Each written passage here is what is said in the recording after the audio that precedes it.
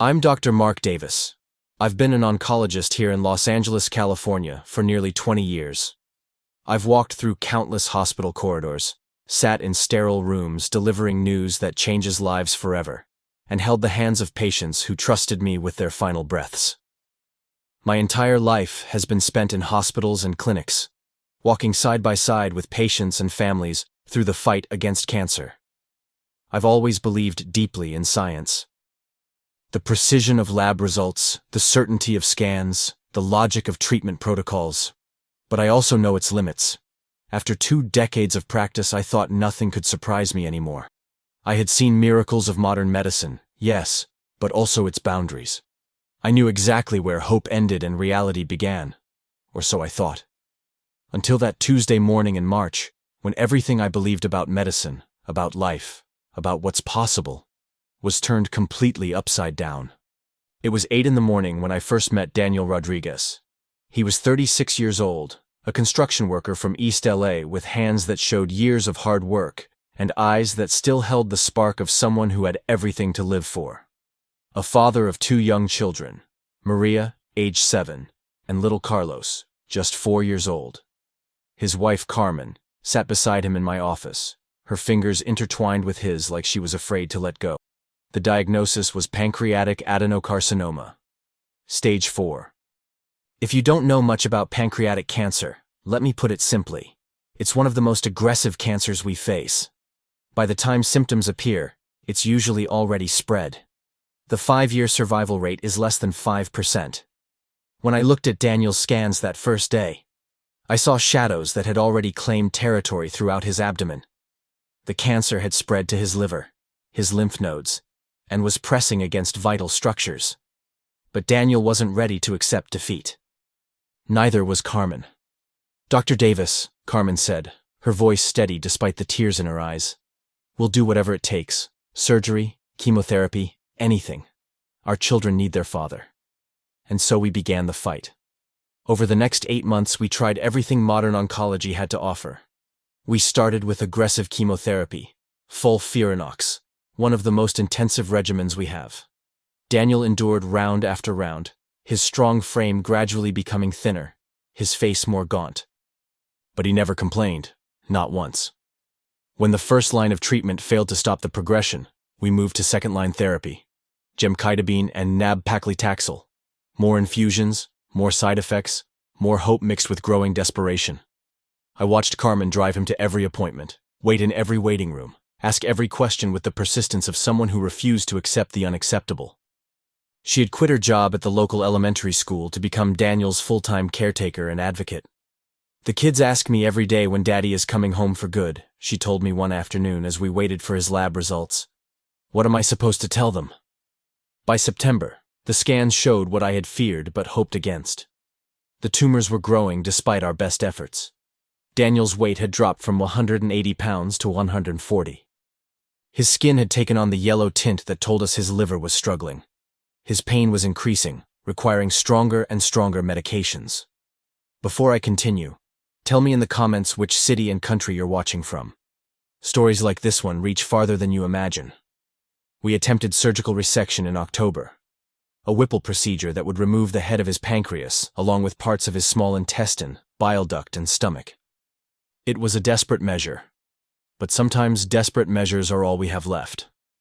Dr. Sarah Chen, one of the best surgical oncologists in California, spent 7 hours in that operating room. I waited with Carmen and the children in the surgical waiting area, watching Maria try to entertain little Carlos with coloring books, while her own eyes kept darting to the clock on the wall. When Dr.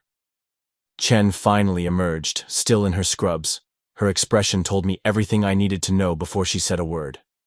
"I'm sorry," she said quietly, pulling off her surgical cap.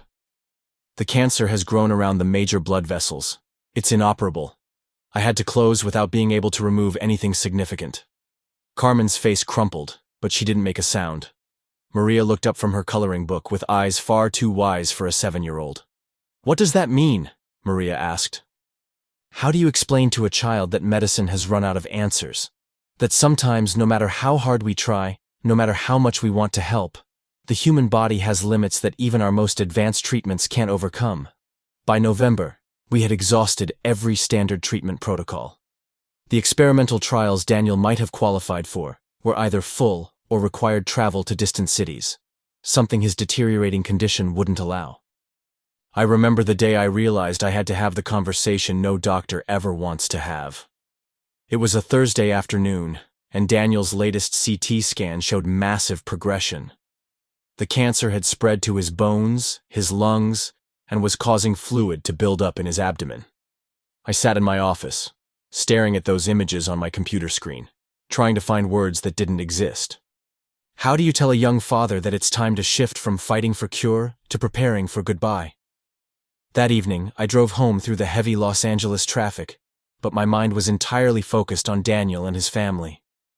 I thought about my own children, safe at home doing homework and complaining about everyday problems that suddenly seemed so trivial. The next morning, I asked Daniel and Carmen to come in for what I knew would be one of the hardest conversations of my career. They sat in the same chairs they had occupied 8 months earlier, but everything had changed. Daniel's clothes hung loose on his shrinking frame. Carmen's eyes held a mixture of exhaustion and desperate hope that was painful to witness. I wish I had better news, I began, and I watched as Carmen's hand tightened around Daniel's. I explained that we had reached the limits of what aggressive treatment could offer. That it was time to focus on comfort, on quality time, on making sure Daniel could be present for his family, in whatever time remained. How long? Carmen asked, her voice barely above a whisper. Weeks, I said. Maybe a month or 2 at most. The silence in that room was deafening. But then Daniel spoke, his voice weak but determined. I'm not ready to give up, doctor. Not yet. And that's when I saw something that still gives me chills. Carmen looked at her husband, and in her eyes, I didn't see acceptance of defeat. I saw something else entirely. Something I had learned not to encourage in families facing terminal diagnoses, but something that seemed to radiate from her very soul. Faith.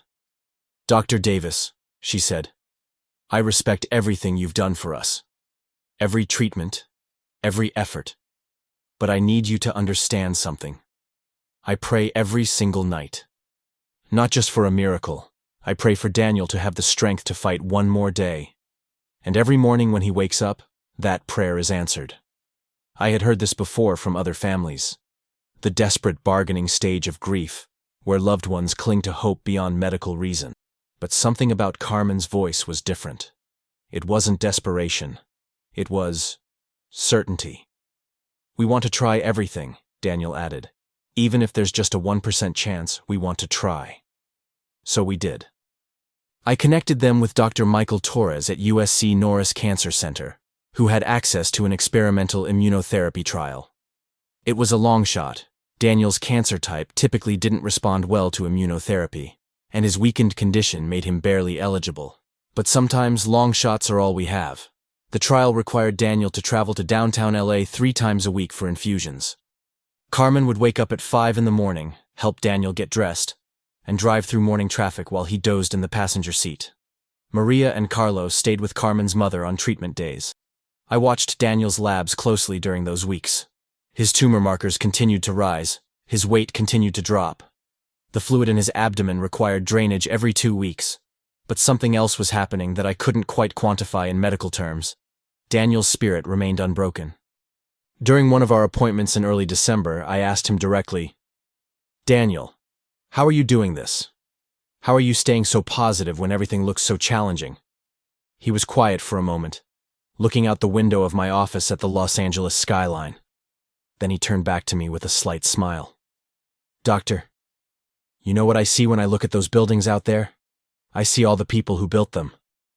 Construction workers like me, who got up every morning knowing that some days the work would be harder than others, but knowing that what they were building was important. Something bigger than themselves.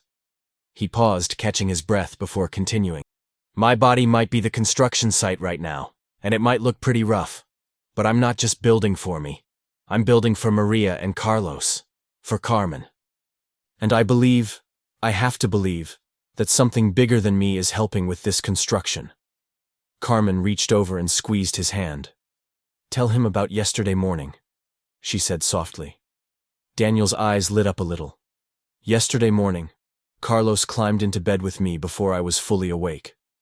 He put his little hand on my chest and said, "Daddy, I can feel your heart getting stronger." Now, doctor, I know my heart isn't getting stronger, medically speaking. But in that moment, feeling my son's trust, hearing his innocent faith, something in my chest did feel stronger. I made notes in Daniel's chart that day. But how do you document hope? How do you measure the medical impact of a 4-year-old's faith in his father? By late December, the experimental treatment wasn't showing the results we had hoped for. Daniel's scans revealed continued progression. His oncologist at USC recommended we discontinue the trial and focus on palliative care. I remember the call I received from Dr. Torres on a Friday afternoon. "Mark," he said, "I think it's time. Daniel's performance status is declining rapidly. The treatment is causing more harm than benefit at this point." That weekend, I found myself thinking about Daniel and his family more than I probably should have. As a doctor, you learn to maintain professional boundaries, to care deeply while protecting your own emotional well-being. But some cases break through those boundaries. Some patients become more than cases. They become reminders of why you became a doctor in the first place. On Monday morning, December 23rd, I called Carmen to schedule what I knew would be our final consultation about active treatment. "Can we come in this afternoon?" she asked. "Daniel had a really difficult night. His pain is getting worse, and he's been having trouble breathing." They arrived at my office at 3 in the afternoon. Daniel was in a wheelchair for the first time since I had known him. His breathing was labored, and Carmen had to speak for him when his fatigue became too overwhelming. I explained that the experimental treatment hadn't achieved the results we had hoped for, that it was time to transition to comfort care, to hospice services, to making sure Daniel could be comfortable at home with his family during whatever time remained. "How long now?" Carmen asked, the same question she had asked 2 months earlier. "Days," I said gently. "Maybe a week or 2 at most." The room fell silent except for the sound of Daniel's labored breathing. Then Carmen did something that caught me completely off guard.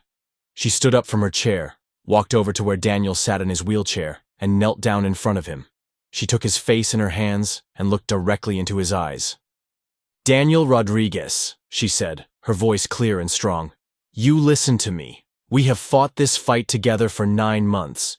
We have faced every setback, every disappointment, every moment when hope seemed impossible. But I need you to know something. And I need Dr. Davis to hear this too." She turned to look at me briefly, then back to Daniel. "I am not giving up on you. I don't care what the scans show. I don't care what the statistics say. I know who you are. You are the man who worked double shifts when Maria needed her dental work. You are the father who taught Carlos to ride his bike even when your back was killing you from the chemotherapy. You are my husband, and you are not done fighting." Daniel's eyes filled with tears, but he managed a weak smile. "Carmen?" "No," she interrupted gently. "Let me finish. Tonight, when we get home, we are going to sit with our children, and we are going to tell them that tomorrow is Christmas Eve. We are going to make tamales together like we do every year. You are going to help Carlos hang his stocking, even if I have to hold you up to do it. And we are going to pray together as a family, not for medicine to work, not for doctors to find answers, but for something bigger than all of this to show up in our lives." I sat there, watching this extraordinary woman pour her entire heart into her husband's broken body, and I felt something I hadn't experienced in 20 years of oncology practice. I felt completely humbled. That afternoon, I arranged for hospice services to begin immediately. I prescribed stronger pain medications, ordered a hospital bed for their home, and gave Carmen my personal cell phone number, something I rarely do. But this family had become more than just another case to me. "Call me if anything changes," I told her as they prepared to leave. Day or night. Christmas Eve fell on a Tuesday that year. I was at home with my own family, watching my teenage daughters complain about having to attend midnight mass, when my phone rang at 11 o'clock that night. It was Carmen. "Dr. Davis," she said, and I could hear the exhaustion in her voice. I think this might be it. Daniel's breathing has changed. He's been unconscious for the past 3 hours. The hospice nurse said we should call family." I had received hundreds of calls like this over the years. The final vigil. The last goodbye. But something in Carmen's voice made me do something I had never done before. "Carmen, I'm coming over." "Doctor, you don't have to." "I'm coming over," I repeated. "I'll be there in 30 minutes. I drove through the empty streets of East LA just before midnight on Christmas Eve, past houses decorated with lights and families gathered for celebration, toward a small house where a family was facing the darkest hour of their lives. When I arrived, the scene was exactly what I expected, and yet somehow more profound than I had imagined. Daniel was in the hospital bed we had arranged, positioned in the living room so he could be surrounded by family. Carmen sat in a chair beside him, holding his hand.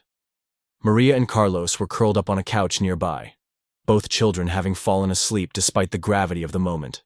Carmen's mother, Rosa, was there, along with Daniel's brother Miguel and his wife. The room was dimly lit by a small lamp and the colored lights from their Christmas tree. Someone had been burning candles, the scent of vanilla mixed with the clinical smell of medical equipment. "How is he?" I asked quietly, pulling up a chair beside Carmen. "His breathing has been getting weaker," she whispered. "But look at his face, doctor. He looks peaceful." She was right. Despite everything his body had endured, Daniel's face held an expression of calm that seemed almost serene. I checked his pulse, listened to his breathing, examined his color and responsiveness.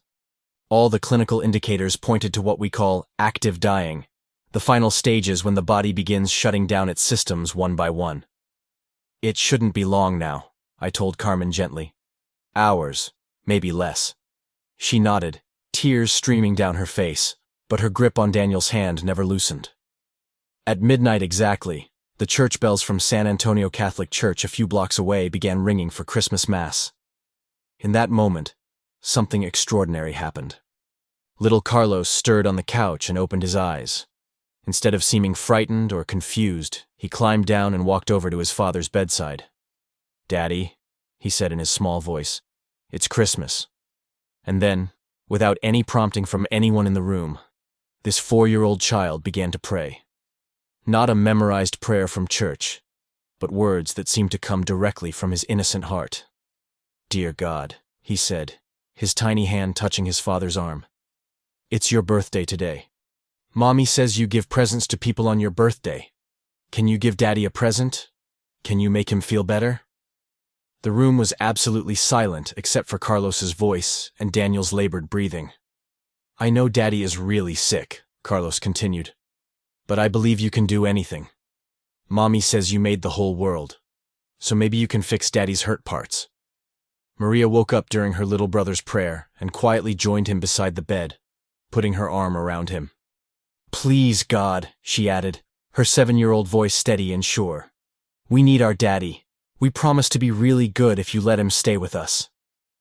I want you to understand something about what happened next, because even now, 3 years later, I struggle to find words that do it justice. As those children prayed beside their father's deathbed, something in that room shifted.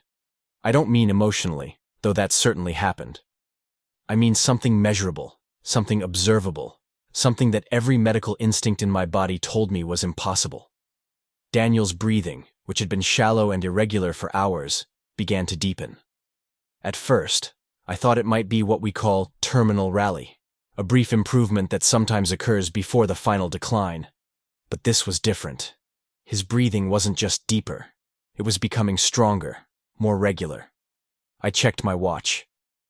It was 12 minutes past midnight on Christmas Day. Carmen noticed it too. Her eyes widened as she looked at me. "Doctor, is he—" I put my stethoscope on Daniel's chest and listened. His heartbeat, which had been weak and thready, was getting stronger. Not dramatically, but measurably stronger. "Keep praying," Carmen whispered to the children, though by now the entire room had noticed the change. Over the next hour, I watched Daniel's vital signs stabilize in ways that contradicted everything I knew about end-stage cancer progression. His color improved slightly.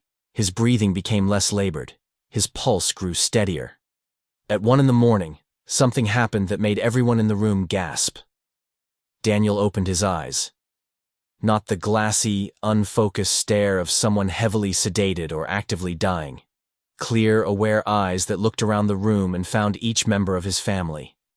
"Carmen," he whispered, his voice weak but unmistakably present.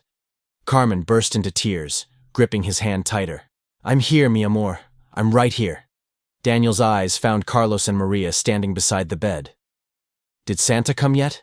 he asked with the faintest smile. Both children started laughing and crying at the same time, climbing onto the bed to hug their father.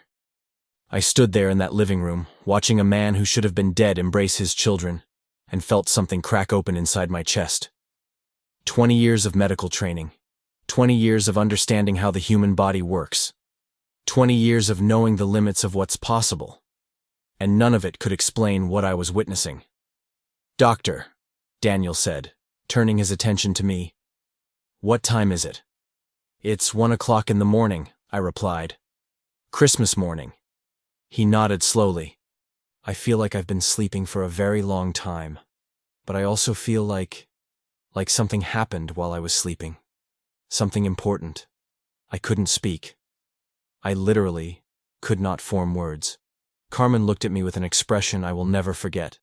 It wasn't triumph, exactly. It wasn't even surprise. It was recognition, as if she had been expecting this moment all along.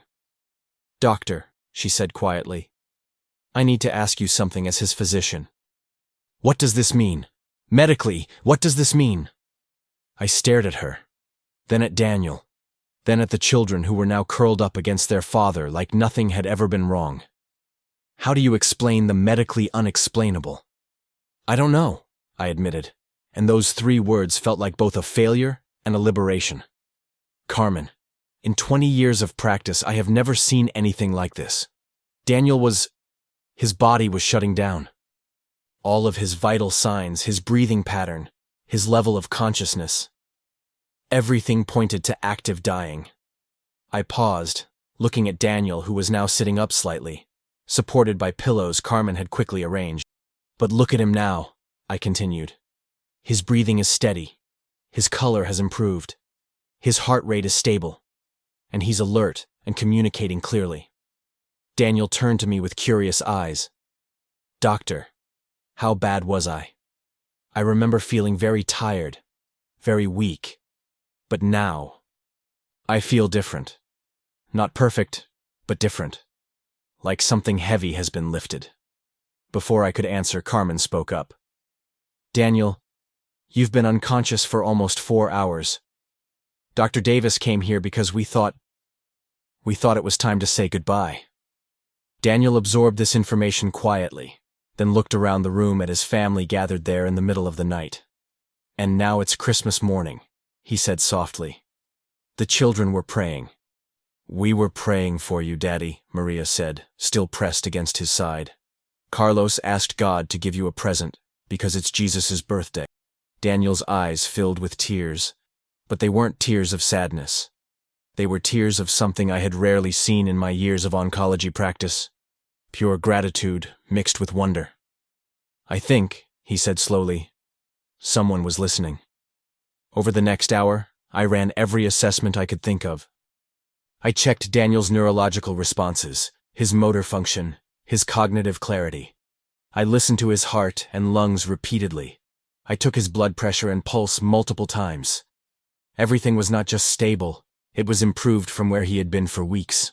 At 3 in the morning, I did something that went against every protocol I had ever learned.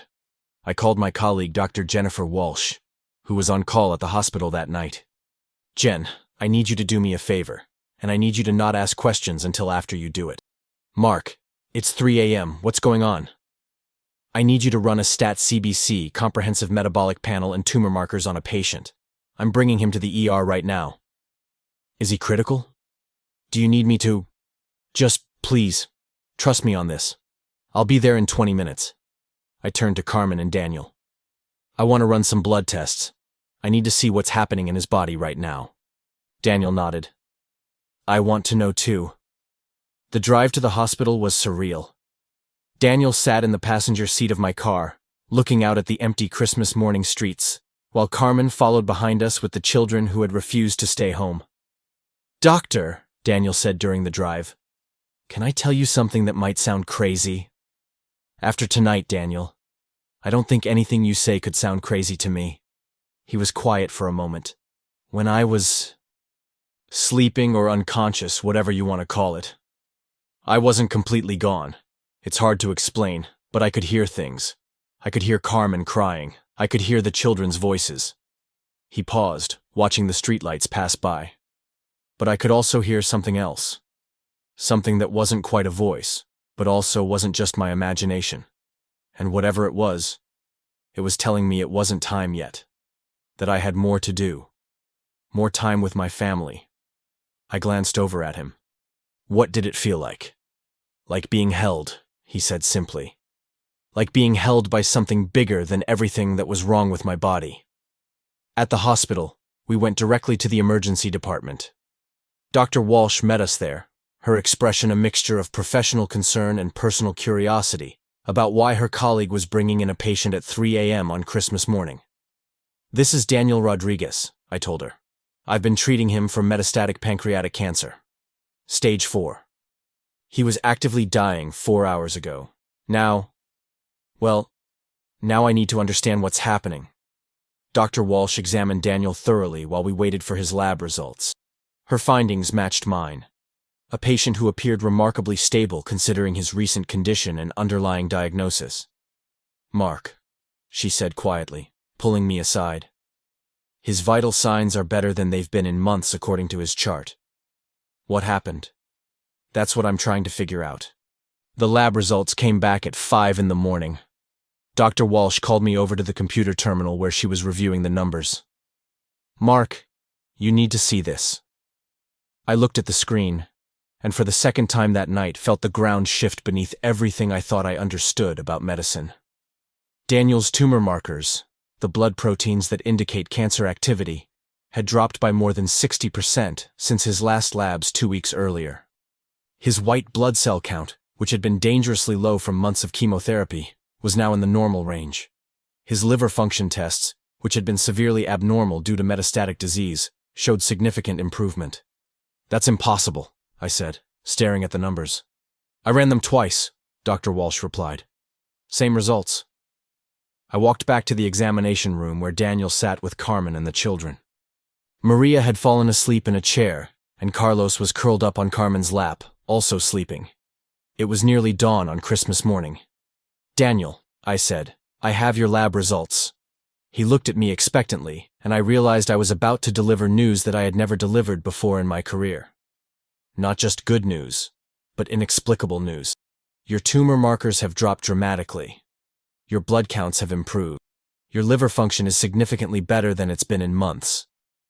Carmen's hand flew to her mouth. What does that mean? I sat down across from them, trying to find words for something that had no medical explanation. It means that something has happened in Daniel's body that I cannot explain with any medical knowledge I possess. The cancer activity appears to have slowed significantly. His body's systems are functioning better than they have since his diagnosis. Daniel was quiet for a long time. Then he asked the question I had been dreading and anticipating. Doctor, are you telling me that I'm going to live? The honest answer was that I didn't know. The cancer was still there. That doesn't just disappear. But something had fundamentally changed in his body's relationship with the disease. Daniel, I'm telling you that something extraordinary has happened. Something I cannot explain, cannot predict, and cannot promise will continue. But right now, in this moment, your body is responding in ways that suggest you have time. Real time. Carmen started crying. Not the desperate tears of someone losing hope, but the overwhelmed tears of someone whose impossible prayers had been heard. How much time? She asked. I don't know, I admitted. We'll need to do scans, more tests, careful monitoring. But Carmen, weeks ago I told you we were looking at days. Now I'm looking at lab results that suggest months, maybe longer. Daniel reached over and took his wife's hand. Carmen, do you remember what you said to me yesterday about not giving up? She nodded through her tears. I think, Daniel said quietly, someone bigger than all of us was listening. As dawn broke on Christmas morning, I found myself sitting in a hospital room, watching a man who should have been dead playing quietly with his children while his wife dozed in the chair beside his bed. The morning sun streaming through the windows seemed to illuminate more than just the room. It seemed to illuminate the limitations of everything I thought I knew about healing. I stepped out into the hallway to call Dr. Torres at USC, even though I knew he was likely at home with his own family on Christmas morning. "Mike, it's Mark Davis. I'm sorry to call so early, but I need to tell you about Daniel Rodriguez." "The pancreatic patient?" "Mark, didn't you transition him to hospice earlier this week?" "That's what I need to tell you about. He was actively dying last night. I was at his home. His breathing was agonal. He was unconscious. All signs pointed to death within hours. And then, Mike, something happened that I can't explain. I told him about the prayer, about Daniel's sudden improvement, about the lab results that defied everything we knew about advanced pancreatic cancer. Dr. Torres was quiet for a long time after I finished. Finally, he said, "Mark, I've been doing this for 15 years. I've seen spontaneous remissions before, but what you're describing, the timeline, the severity of his condition, the sudden reversal, that's not medically explainable." "I know," I said. "But I also know what I witnessed, and I know what his labs show this morning." "What do you want to do?" "I want to scan him. Full body CT, PET scan, everything.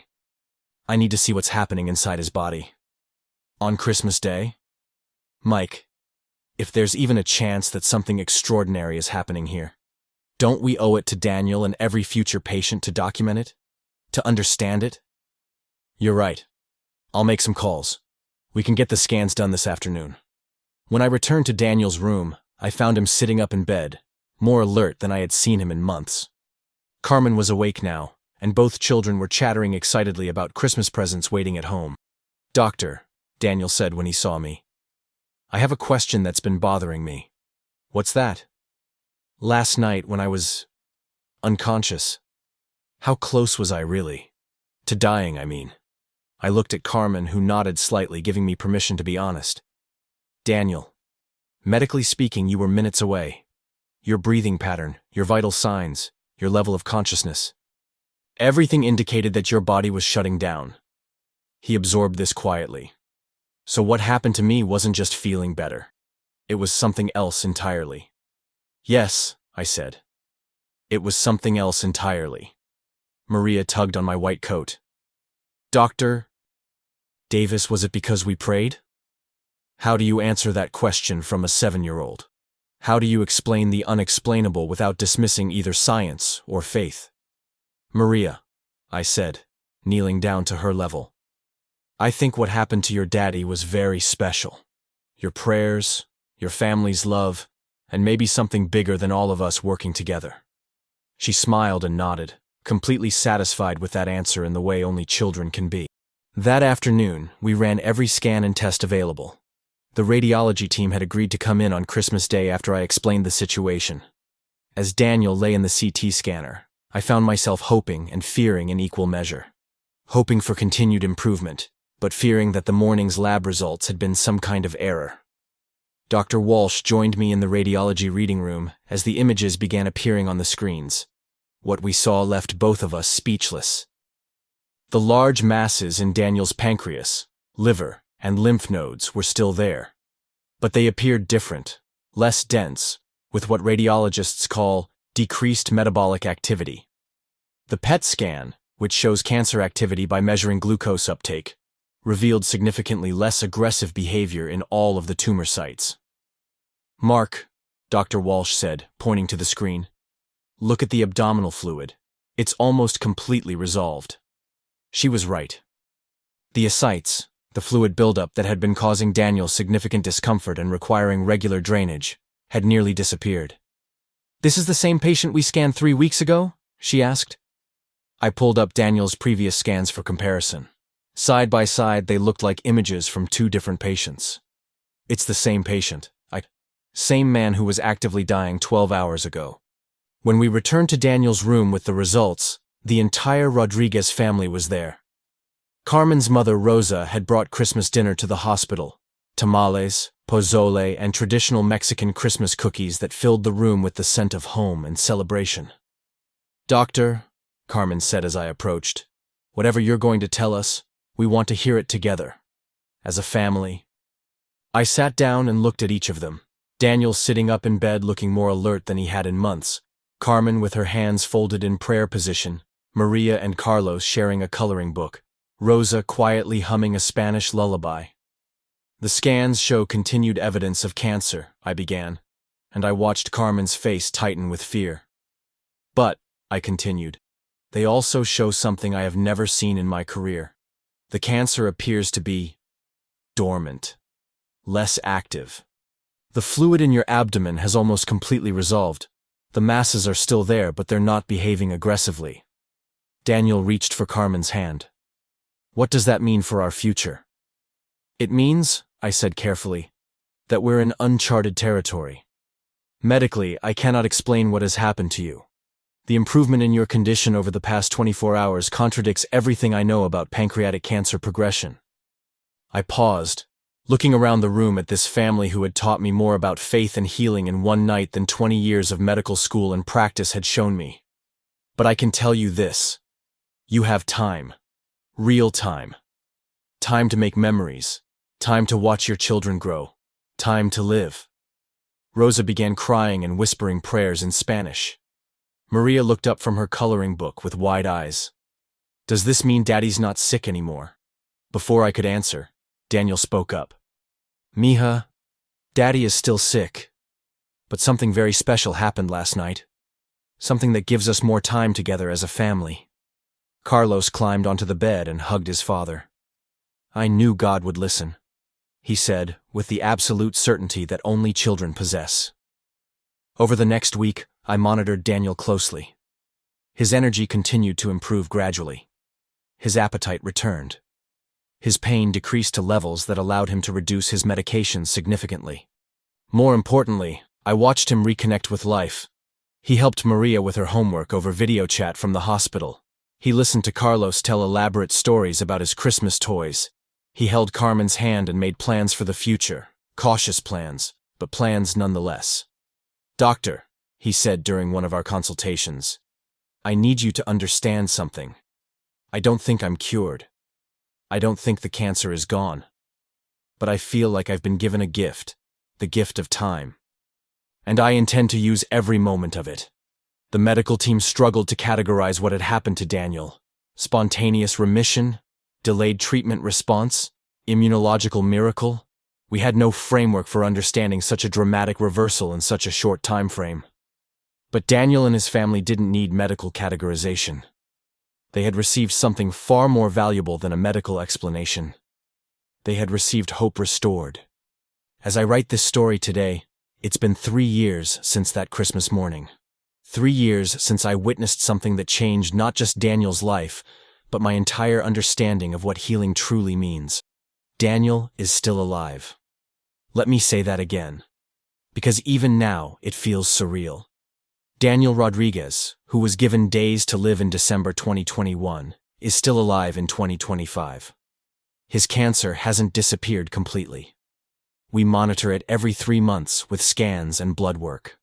Sometimes the markers rise slightly, sometimes they fall. The tumors remain stable, not growing, not shrinking dramatically, but existing in what we can only describe as a peaceful coexistence with his body. But Daniel is living. Really living. He returned to work part-time 6 months after that Christmas miracle. Not construction, his body couldn't handle that level of physical demand. But he now works as a safety supervisor for his old construction company. He teaches new workers about safety protocols and shares his story of perseverance in ways that inspire everyone around him. Maria is now 10 years old and plays violin in her school orchestra. Daniel hasn't missed a single performance. Carlos is 7 and obsessed with dinosaurs and space exploration. Daniel built him a telescope for his last birthday, and they spend clear evenings on their roof identifying constellations. Carmen completed her nursing degree last year. She tells me that watching her husband's medical journey inspired her to understand healthcare from the inside. She works now in pediatric oncology, bringing to frightened families the same unshakable hope she carried through Daniel's darkest hours. But the most remarkable change has been in me. I still practice oncology. I still believe wholeheartedly in science, in evidence-based medicine, in the power of treatment protocols and clinical trials. But I also now understand that healing encompasses territories that medical textbooks cannot map. I've learned to listen differently when patients tell me about their faith, their prayers, their inexplicable sense of hope in the face of devastating diagnoses. I've learned that sometimes the most important medicine I can prescribe is not a drug or a treatment, but permission for families to hope beyond medical limitations. That doesn't mean I promise miracles. I never tell patients that faith alone will cure them, but I've learned to hold space for the possibility that healing can occur through mechanisms we don't yet understand, powered by forces we cannot yet measure. 6 months after Daniel's Christmas miracle, I received a call from Dr. Torres at USC. He had been contacted by the Journal of Clinical Oncology about documenting unusual cases of pancreatic cancer remission. "Mark," he said, "they want to write up Daniel's case." This kind of dramatic reversal, especially given the timeline and severity of his condition, could help other doctors recognize similar patterns.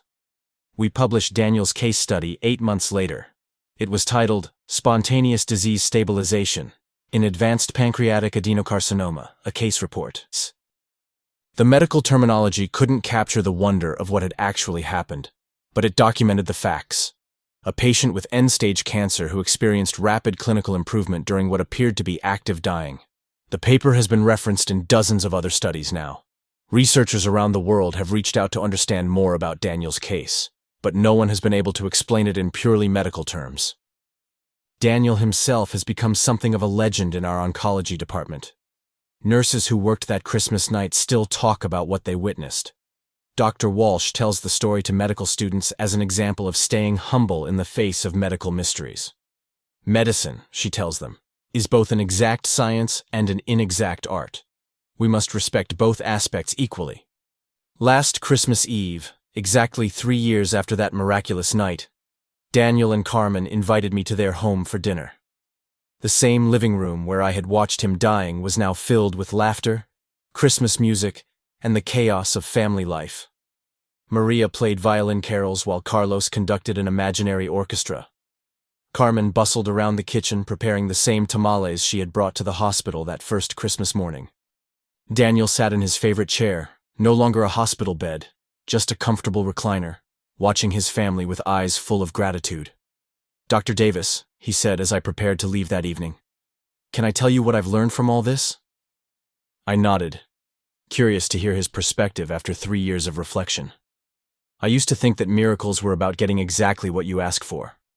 But now I understand that miracles are about receiving exactly what you need, even when you didn't know you needed it. He gestured around the room at his family.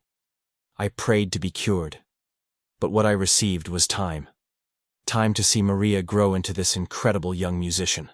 Time to watch Carlos discover his love of learning. Time to see Carmen become the nurse she was meant to be. Time to understand that some gifts are bigger than the problems they're meant to solve. As I drove home that night, I thought about the thousands of patients I had treated over the years. The victories and defeats, the hopeful beginnings and heartbreaking endings. But I also thought about what Daniel had taught me about the difference between curing and healing. Curing is what we do to diseases. Healing is what happens to human beings. Sometimes they occur together. Sometimes they occur separately. And sometimes, in cases like Daniel's, healing happens in ways that transcend our understanding of both. I still don't know what caused Daniel's dramatic recovery that Christmas morning. I don't know if it was delayed treatment effects, immune system activation, spontaneous remission, divine intervention, or something else entirely. What I do know is this: I witnessed something that changed my life as profoundly as it changed Daniel's. I learned that being a doctor means more than diagnosing and treating disease. It means bearing witness to the full mystery of human existence, including the parts we cannot explain. It means staying humble before forces greater than our medical knowledge. It means holding space for hope even when hope seems impossible. And it means remembering that some things belong not only to science, but to life and faith. 3 years later, Daniel Rodriguez continues to defy every medical prediction. His cancer remains stable. His family remains strong. His faith remains unshakable. And I remain forever changed by the privilege of witnessing what can only be described as impossible. If this story touched you, I want you to know something. Whether you're facing your own health challenges, supporting a loved one through difficult times, or simply trying to understand how hope survives in the darkest moments, you are not alone. Some miracles come as complete healing. Others come as unexpected time. Still others come as peace in the midst of struggle. But they all come from something greater than our medical understanding. Something that reaches into the places where science meets the sacred, and reminds us that the human spirit, supported by love, faith, and community, is capable of surviving and thriving beyond what we thought possible. Subscribe, and tell me where you're watching from. Stories like Daniel's prove that hope travels farther than we ever imagine, touching lives in ways we may never fully understand. Some things, after all, belong not only to science, but to life and faith.